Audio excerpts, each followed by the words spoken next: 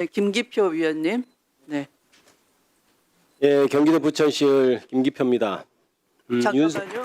몇 분? 7분 그냥 7분 다 하시겠습니까? 네. 모자랄 것 같습니다. 경기도 부천시의 국회의원 김기표입니다. 윤석열 내란숙의 피고인이 대통령이 된 20대 대선을 앞두고 이재명 당시 후보에 대해서 수많은 가짜뉴스가 양산되고 악마화에 굉장히 초점을 뒀습니다. 그중 하나인 것이 조폭 연루설이었는데요. 그때 조폭 연루설을 뒷받침한다는 자필 편지가 등장했습니다. 전 성남국제마피아파 조직원 박철민 씨가 동료 조직원 장모 씨로부터 받았다는 편지인데요. 잠시만요. 예. 편지에는 장모 씨가 당시 이재명 후보에게 돈을 전달했다는 내용이 적혀 있었습니다.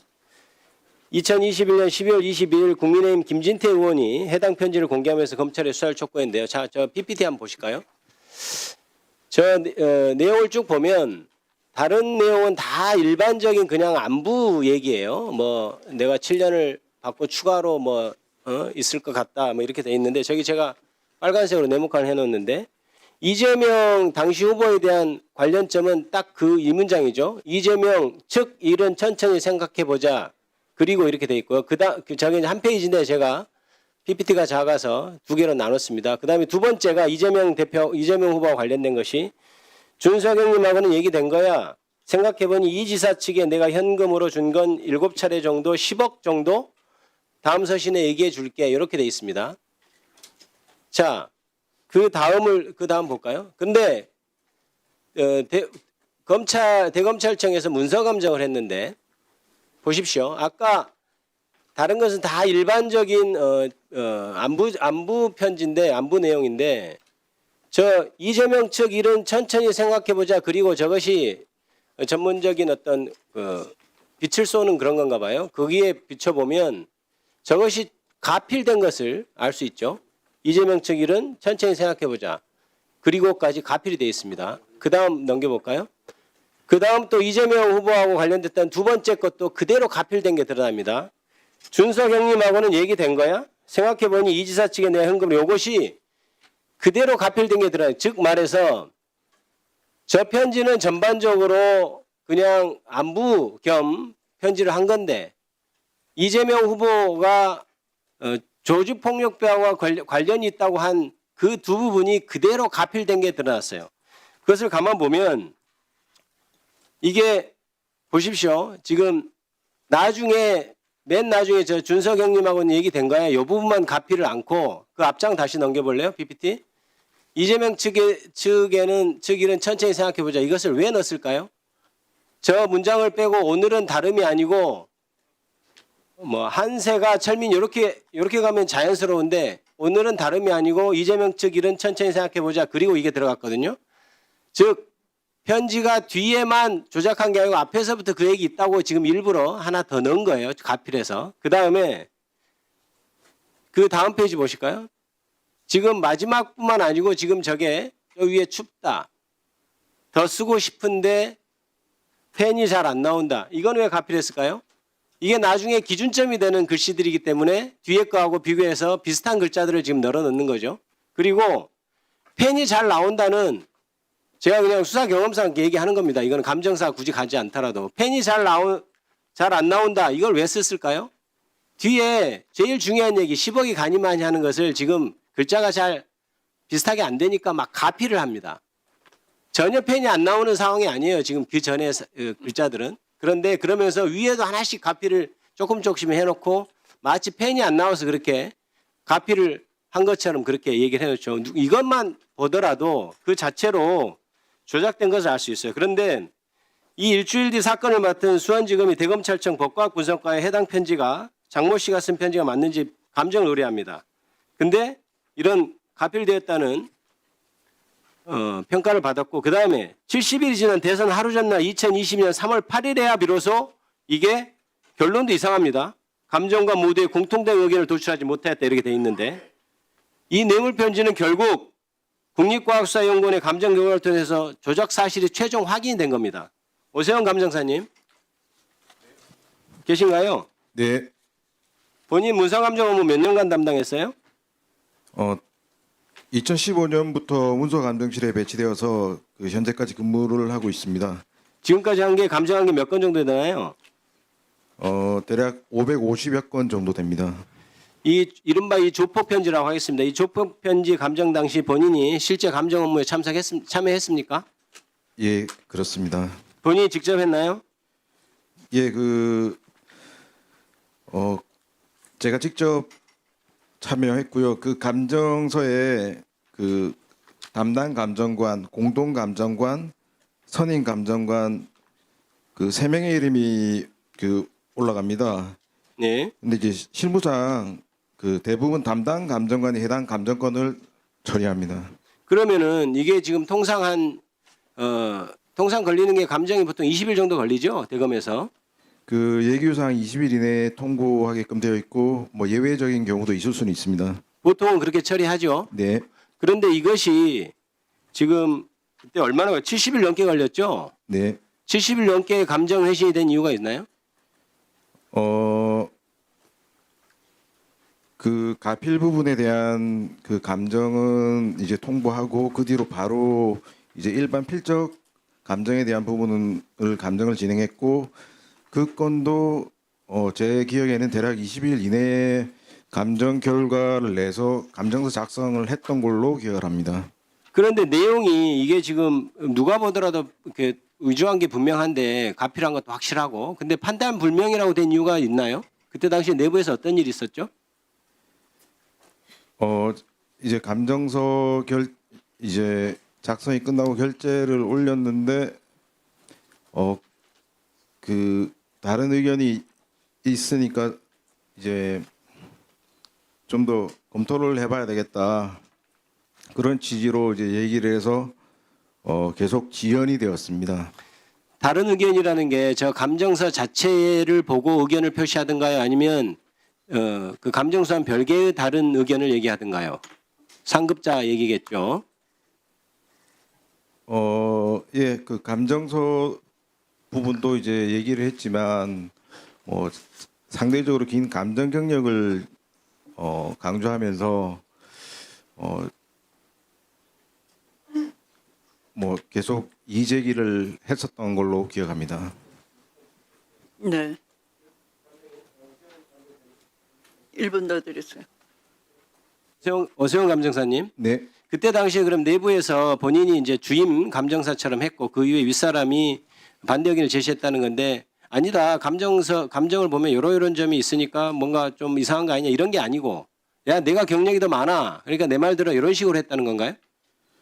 그 부분도 예 같이 강조를 했습니다. 그 내부에서 회의를 한 적이 있습니까? 예, 회의가 결과가 어떻게 됐죠? 계속 결론을 못 내고 계속 지연되고 뭐 중간에는 일정 시간 동안 이제 아무런 조치 없이 지나간 시간들이 있었습니다. 아니 보통 검찰에서는 20일 동안 해서 안 놓으면 막 독촉을 하거든요. 사건 처리 빨리 해야 되니까. 네, 그런데 그런 독촉도 없었나요 검찰에서? 제가 이제 20일 경과한 이후에 좀 이제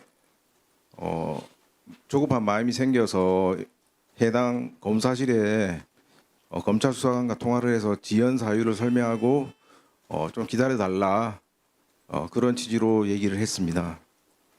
그리고 이제 더 이제 그 뒤로도 이제 장기간 지연돼서 또 몇 번 더 전화를 했었던 걸로 예 생각합니다. 감정 내용대로 아마 미리 발표가 되고 시간이 엄수했으면은 그 20대 대선에서 이재명 후보의 악마음이 없었을 것이다 이런 생각을 하면서 제 질의를 마치겠습니다. 네, 수고하셨습니다. 또 오세훈 증인에 대해서 김용민 의원님 질의하십시오. 네, 저도 7분 하겠습니다. 남양주병 김영민입니다. 오세훈 참고인에게 질의하기 전에 먼저 대검 차장에게 먼저 묻겠습니다. 예. 아까 인사말에서 지난 한 해 자본시장 범죄에 철저히 대응했다라고 했습니다. 그런데 작년에 김건희에 대해서 황제 조사하고 무혐의했죠. 예. 국민을 상대로 거짓말하시면 안 됩니다. 분명하게 이것은 질타하고 넘어가겠습니다. 자, 오세훈 참고인, 오세원 참고인. 네. 예, 지금부터 제가 말씀드리는 것은 검찰이 수사권을 가지고 민생을 얼마나 망칠 수 있는지 그 사례를 한번 보려고 합니다. 자, 일단 준비된 PPT를 보죠. 사건 설명을 간단하게 하고 질의를 할게요. 자, 2020년에 회사 대표 A라는 분이 직원 B를 상대로 대여금 소송을 6,800만 원 대여금 소송을 제기를 합니다. 그런데 그 대여금 약정서가 법원의 감정에 의해서 위조됐다라고 판명이 돼서 회사 대표 A 씨가 패소합니다. 그러고 나서 이 회사 직원 B 씨는 이제 억울하니까 이 회사 대표를 당연히 고소를 하겠죠. 사문서 위조로. 그래서 대구지검에서 수사를 하는데 2022년 5월 달에 대구지검에서 이 문서가 약정서가 위조됐는지 안 됐는지를 대검찰청 문서감정실에 감정 의뢰를 합니다. 그래서 그 감정을 담당했던 분이 우리 참고인이시죠? 네, 맞습니다. 기억나시죠? 그 그리고- 대구지검이 아니라 대구 서부지청입니다. 아, 그렇죠. 대구지검 서부지청. 그리고 2022년 11월 달에 우리 참고인은 그 감정 결과 위조됐다. 이렇게 판단을 했던 거죠. 다른 사람의 필적일 가능성이 높음으로 예, 판단을 했습니다. 네, 그거 한번 다음 페이지 보여주시죠. 그런데 실제 공식 회신한 감정서 결과서를 잠깐 보겠습니다. 감정 결과는 이게 이름 세 글자인데 각각의 성과 가운데 마지막 글자들이 상이점을 관찰할 수 있었음이라고 다 감정 결과는 냈습니다. 다시 말해서 위조된 것 같다라는 취지로 감정 결과는 냈죠. 그런데 그 다음 페이지 감정 의견은 모두 다 판단 불명으로 바뀌었습니다. 다음 페이지 보여주시죠. 실제 감정 결과 이렇게 했습니다. 다른 사람의 필적 가능성을 배제하기 어려웠으나 참여한 감정관 모두의 공통된 감정 의견을 도출하지 못하였음. 다시 말해서 참고인은 이게 위조됐다라고 판단했는데 다른 감정관들이 이거는 위조됐다고 보기 어렵다라는 입장을 내서 이게 판단 불명으로 됐다라는 취지인 것이죠. 네. 그렇죠. 다음 페이지 보여주시죠. 실제 대여금 약정서 왼쪽에 위조된 대여금 약정서의 가운데 글자 동자인데요. 오른쪽에는 그 이후에 자필 서명한 겁니다. 누가 봐도 눈으로 봐도 다른 글자가 확연하게 보입니다. 다음 페이지 보여주시죠. 네, 다음 페이지 보여주시죠. 왜 이렇게 됐나 봤더니 마침 2022년 12월 22일 그러니까 감정 결과가 나오기 전에 문서 감정 예규를 바꿔버립니다. 어떻게 바꾸냐? 24조의 1에 전체 회의 결과 최종적으로 감정 의견이 합의되지 아니한 경우 합의되지 아니한 경우 판단 불명임으로 한다. 이렇게 바꿔버립니다. 그리고 붙이게는 이 규정 시행 당시 감정 진행 중인 사건에도 적용한다라고 해서 결과적으로 참고인은 위조됐다라고 판단한 것을 뒤집어버리게 만드는 예규를 바꿔버린다. 맞습니까? 참고인 네. 맞습니까? 네, 맞습니다. 왜 이렇게 바꿨나 봤더니 다음 페이지 보여주시죠. 이게 윤석열과 관련이 있는 것 같아요. 윤석열이 대구를 갔는데 유일하게 찾아간 기업이 바로 이 회사입니다. 아진에스텍이라는 회사를 유일하게 찾아갑니다. 이때가 2022년 8월 달이죠. 그러니까 감정 의뢰가 들어온 이후에 감정하고 있는데 윤석열이 이 회사를 찾아갑니다. 대구에 가서. 그 뒤에 갑자기 예규가 바뀌고 감정 결과를 뒤집어 버리는 것입니다. 권력자, 힘 있는 사람, 돈 있는 사람이 검찰의 수사에 이렇게 영향력을 행사해서 결과적으로 민생을 파탄시킬 수 있다는 것을 보여주는 전형적인 케이스가 될 것 같습니다. 자, 이제 이거 관련해서 몇 가지 질의 드려볼게요. 어쨌든 간 참고인은 당시에 감정 결과 위조가 명백하다라고 결론을 냈죠. 가능성이 높음으로 예. 네, 결론을 그렇게 했죠. 그런데 당시 선임 행정관이었던 분이 뭐라고 하면서 감정 결과를 반대하던가요? 윤영미. 뭐 자세한 거는 기간이 오래돼서 기억이 나진 않습니다만 앞 감정권 언급된 감정권과 유사하게 예 그런 그 의견 대립이 있었고 합의가 안 된 상태에서 뭐 비슷하게 또 계속 지연된 그런 사례입니다. 그 과정에서 참고인은 부당한 조치나 아니면 폭언 등을 듣기도 했죠. 그 얘기 한번 말씀해 보시겠어요? 그 당시에는 그런 일은 없었습니다. 그 차후에 네. 이제 다른 건과 관련해서 네. 호언을 들은 적은 있습니다. 결과적으로 업무에서 배제되기도 했죠. 예, 근무 지원 명령으로 문서 감정에서 배제되어서 대략 약 2년간 다른 업무를 했습니다. 자, 저기 참고인 조금 전에 제가 보여드렸던 윤석열의 그 회사 업체 방문 시기가 8월 달이었는데 그 방문 시기와 어쨌든간 12월 달에 예규까지 바꿔가면서 결과를 뒤집어 버린 이 시기가 실제로는 상당히 이제 겹치는 것 같은데 네. 내부에서 어떤 압박이나 외압 같은 것들을 느낀 것은 없었습니까? 뭐 구체적인 그런 건 없었습니다. 그냥 계속 반대 의견을 내고 이제 결제가 계속 미뤄지는 그런 상황은 있었지 뭐 말씀하신 그런 부분은 없었습니다. 네, 이 회사가 그 저기 대구의 첨단산업단지에 속해 있는 작은 회사였잖아요. 그건 알고 계세요?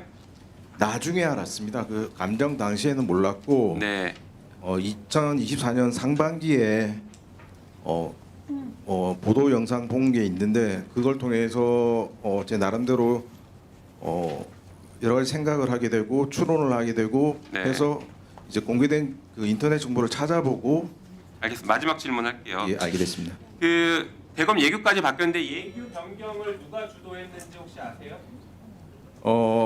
제가 감정관 감정 운영 문서 감정 규정에 있는 감정 처리 및 감정 장비 운용에 관한 규정에 있는 그 감정 운영위원회 소집을 제가 요청을 당시 이춘 법과학 분석과장에 했고 그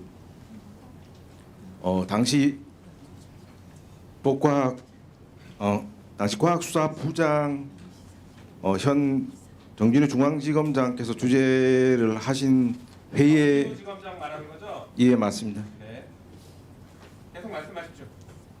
예 거기서 이제 감정운영위원회 회의가 소집되고 거기서 이제 그 내용은 제가 자세히 알지 못합니다. 제가 이제 얘기할 시간에만 들어가서 얘기를 했기 때문에 그 내용은 자세히 알지 못합니다. 결국에 대검 예규를 바뀌는데 정진우 당시 대검 과학수사부장이 주도했을 가능성이 있다는 말씀하신 거죠? 그 부분은 뭐 제가 언급은 지금 하는 게 적절하지 않은 것 같습니다. 네, 이상입니다.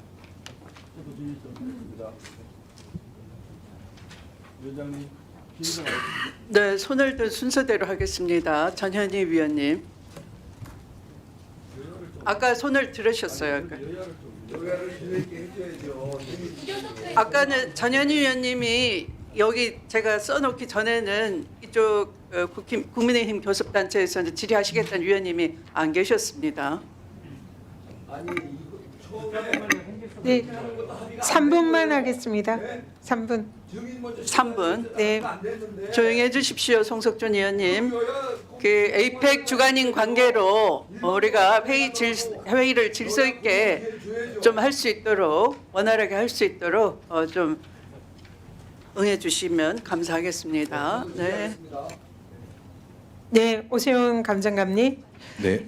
이 감정 결과와 관련해서 이재명 후보에게 유리한 감정 결과가 대선 전에 반영되지 못하게 함으로써 윤석열 당시 대선 후보의 이익을 도모한 검찰의 부패행위다라면서 권익위에 공익신고 접수한 사실 있죠? 네 있습니다. 네, 권익위 공익신고 중심으로 질문을 하겠습니다. 당시 우리 감정관께서 이재명 후보 관련 부분은 다른 사람들의 필적이 가필될 가능성이 높다라고 상부에 보고했었죠. 가필에 관한 감정서와 필적에 관한 감정서가 별도로 통보되었습니다. 네, 그렇게 보고했는데 선임 감정관이 이를 이유 없이 묵살한 거 맞습니까? 뭐 표현의 차이는 있을 수 있으나 그 예, 일단 맞습니다. 감정관의 의견을 받아들이지 않은 거죠. 예. 근데 왜 그랬다고 생각합니까? 그 당시에는 제가 뭐 특별하게 생각을 뭐 못했습니다. 그리고 이제 지금은 어떻게 생각하세요? 제가 작년 상반기경에 그 보도 영상을 보고 이제 다르게 다른 측면에서 이제 생각을 많이 하게 되고 계속 그 관련 정보를 찾아보고 그렇게 하다 보니 연관성이 있겠구나. 대선에 연관성이 있다 이렇게 판단을 한 거죠. 네. 그때 선임 감정관 위에 그 상부의 지시를 받아서 이런 일이 있었을까요? 당시 수사 검사는 여기에 대해서 어떤 의견을 표명했습니까? 수사 검사 말씀인가요? 네, 저희는 감정 의뢰를 해서 그 감정물을 처리해서 통보를 해주기 때문에 수사 검사하고 소통할 일은 수사 검사의 지시나 뭐 이런 그 결재 이런 건 없었습니까? 수원지검 검사실을 말씀하시는 것 같은데 예 그런 건 없었습니다. 이게 통상 이 감정을 하고 나면 최종 결과가 20일 이내에 결과가 나오도록 예규에 이렇게 규정이 돼 있는데 왜 이 사건을 70일까지 시간을 질질 끌고 대선 직전 하루 전에 발표를 한 겁니까? 그 이유가 뭡니까? 뭐 그 부분도 제가 감정 당시에는 깊이 있게 생각을 해본 적이 없습니다. 근데 지금은 대선 개입과 관련이 있다고 생각을 하는 거죠? 제가 그런 말씀을 드리는 게 좀 조심스럽긴 합니다. 예.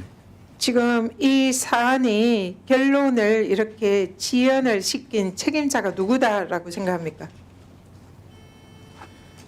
당장 제 직근 상급자들도 있겠지만 뭐 그 직근 상급자 외에도 있을 거라 생각을 합니다.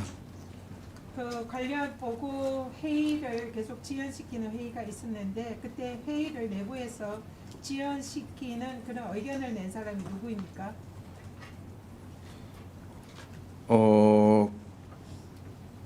공동 감정관을 말씀하시는 건지 아니면 저희 직근 상급자를 말씀하시는 건지 정확하지 않은데 둘 다 말씀해 보십시오. 예, 뭐 타 감정관들도 반대 의견이 있었고 그 선임 감정관 당시 법학 분석과장은 수차례 제가 관련 보고도 하고 했었지만 그 뒤에 뭐 적극적인 조치는 없었었습니다. 네. 네, 수고하셨습니다. 네, 나경원 의원님. 자, 증인에게 먼저 저는 일단 몇 분 쓰시겠습니까? 저는 3분 쓰겠습니다. 이 지금의 이렇게 회의 진행에 대해서 좀 이의를 제기합니다. 저희한테 의사진행 발언을 안 주시니까 부득이 말씀을 드리는데요. 저희가 이렇게 증인 감정인을 계속해서 민주당이 뭐 아프다, 그래서 오전에 해야 된다, 또 비공개 증인이니까 오전에 따로 해야 된다 하면서 민주당의 일방적인 이러한 운영에 대해서 이의 제기를 합니다. 이 부분에 대해서 분명히 저희는 오후에 하자는 의견을 말씀을 드렸다는 말씀을 드립니다. 자, 증인 하나 물어봅시다. 감정 예규가 바뀐 것에 대해서 이유를 아십니까? 최근에 개정된 아니 2022년 12월에 예. 감정 예규가 갑자기 바뀌었다. 예. 그거는 뭐 윤 전 대통령을 위한 감정 예규의 변경이었다, 이런 취지였던 것 같아요. 자, 감정 예규가 바뀐 이유를 아십니까? 감정운영위원회가 소집되고 그 뒤에 이제 개정 작업을 해서 개정된 걸로 알고 있고 그 과정은 제가 전혀 알지 못했습니다. 그러니까 그리고 이 부분에 그 대해서는 개정안- 알지 못하고 다만 이런 의혹 제기가 지금 민주당 쪽으로서 있는 것이네요. 자, 그러면 이 감정 예규에 대해서 대검 차장, 예. 이 감정 예규가 원래부터 뭐 운영위원회가 소집되고 이런 절차를 거쳐서 했다고 하는데 이것이 원래 예정되어 있었던 겁니까? 아니면 뭐 갑자기 12월에 갑자기 대통령 사건과 관련해서 이거 바꾸자 해서 바꾼 겁니까? 제가 알기로는 2022년 12월에 국제 기준 코라스라고 문서 감정 국제 표준 기준이 있습니다. 아마 네. 그 표준 기준이 3인 합의제로 하는 게 원칙이다 해서 3인 합의제가 서로 3인의 의견이 맞지 않으면은 판단 불능으로 가라는 그 표준 조항이 있습니다. 아마 그 조항에 맞춘 것이 아니냐 그렇게 생각하는데 정확한 개정 이유는 저도 잘 모르는 상황입니다.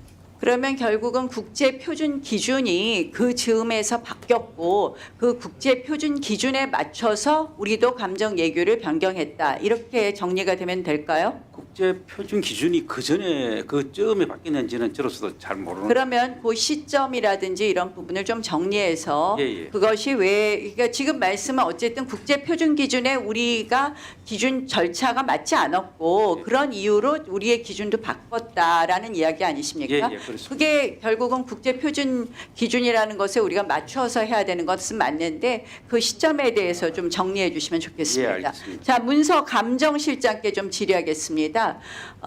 지금 이제 두 가지 사건인데 장영하 위원장 사건이 유죄가 되면서 이 부분에 대해서 민주당에서 그 이재명 대통령 제가 1분 더 쓰겠습니다. 이재명 대통령 조폭 연루설은 허위이다 이렇게 주장하고 계신데 지금 이 판결은 결국 장영하 위원장이 이 허위에 대한 1분 더 쓰겠습니다. 허위 마이크 넣어주세요. 이 보니까 나오면 하십시오.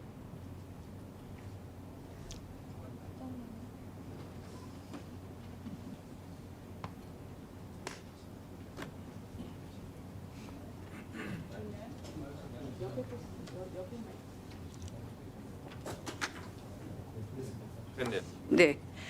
그 내용을 보니까 이 사건 판결이 저도 정확하게 보지는 않았지만 결국 대통령의 조폭 연루설 자체가 허위다 이런 판단이라기보다는 장영하 위원장의 허위 부분에 대한 판단이다. 그래서 이 사건 판결만으로 그 대통령 이재명 대통령과 조폭 연루설 부분에 대한 사실관계에 대한 판단은 없다는 것이 2심 판결문인 것으로 보여집니다. 자, 이 감정이 지금 오래 걸렸다. 결국 제가 보니까 이거는 대통령 선거 전이고 윤석열 전 대통령이 집권하기 이전에 있었던 감정인데요. 이 감정이 특별히 오래 걸린 이유가 있었습니까? 저도 언론을 보고 70일이라는 거를 알게 됐는데 아까 그 다른 위원님께서 말씀하신 20일 이내는 근무일 기준 우리 규정상 20일 이내고 달력 기준이면 한 달 정도 됩니다. 원래 규정상. 그런데 이제 이거는 70일이니까 한 2배 정도 걸린 거고 그래서 제가 2021년도 그 저희가 감정 통보했던 건의 통계를 보니까 60일 이상 도과돼서 통보한 건이 14건이 있었습니다.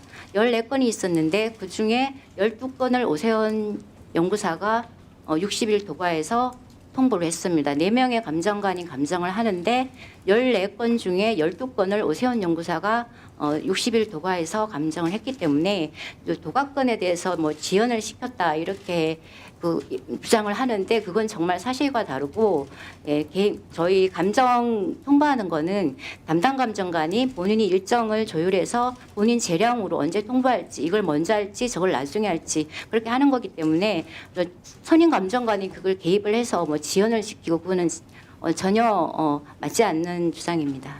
그러면 참고인으로 나온 감정관이 일반적으로 60일을 넘은 것이 12건이나 있었다. 예, 14건 중에 12건이었습니다. 네, 있습니다. 그러면 결국은 민주당이 주장하는 부분에 있어서 상당히 참고인의 증언이 일종의 탄핵되는 것이었습니다.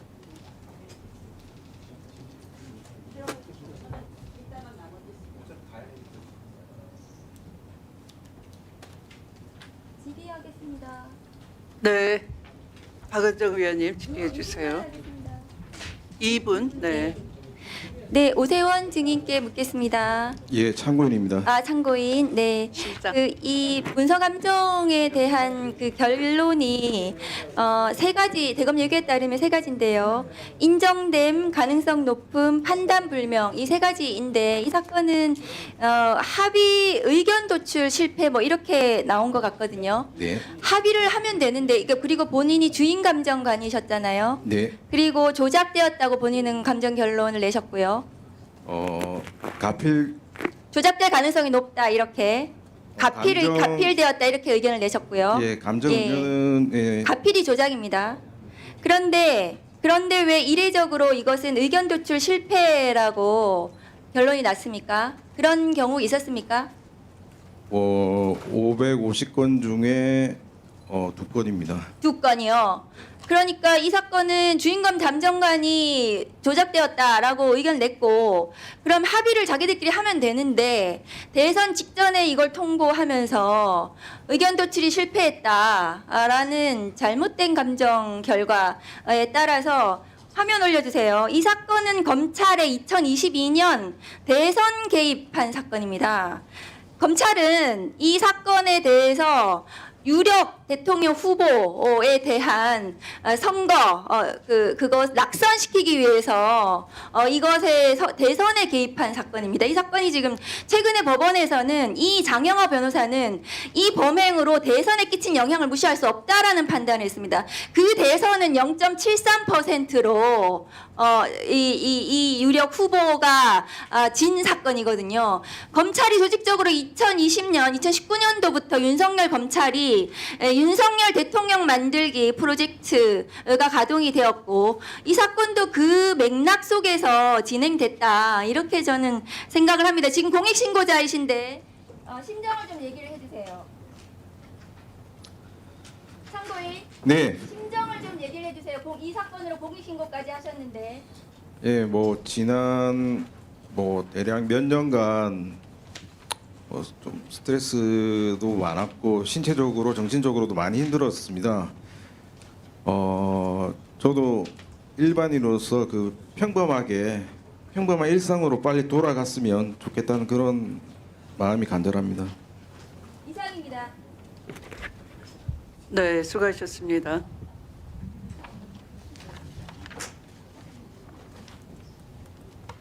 이 국제 표준 기준에 대해서는 확신하십니까?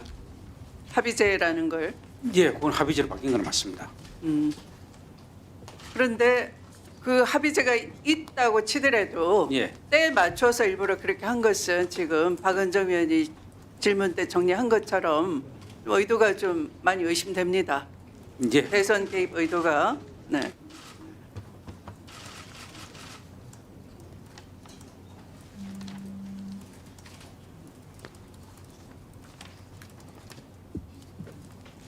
또 오세원 참고인에게 질의하실 위원님 안 계십니까?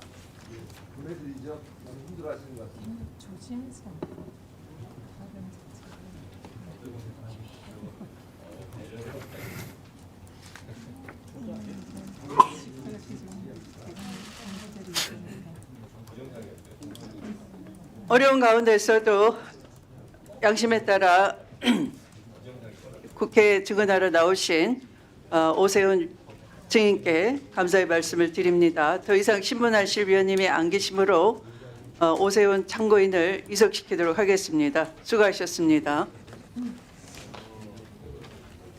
한 번 더 말씀드리겠습니다. 여기 계신 국회 관계자나 언론인 여러분께서는 참고인이 중계방송이나 사진 보도 등에 노출되는 일이 발생하지 않도록 참고인이 완전히 안전하게 이석할 수 있도록 협조해 주시기 바랍니다. 따라가면서 추적 취재를 하지 말아 주시기 바랍니다. 그러면 질의를 계속하도록 하겠습니다.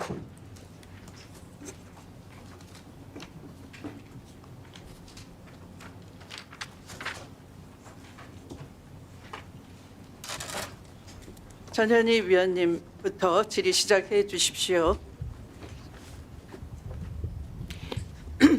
차장님, 예.